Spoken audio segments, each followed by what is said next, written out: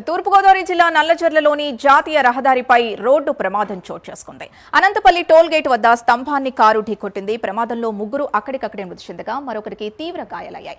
Chennai hospital నుంచి గజ్జరం గ్రామానికి వస్తూ ఉండగా ప్రమాదం జరిగింది. మృతదేహాల్ని గోపాలపురం ప్రభుత్వాసుపత్రికి తరలించారు. మృతులు చాపర్ల హనుమంతరావు, దుద్దుపూడి సాగర్, చాపర్ల రాజుగా పోలీసులు గుర్తించారు. ఈ ఘటనపై పోలీసులు కేసు నమోదు చేసి దర్యాప్తు చేస్తున్నారు.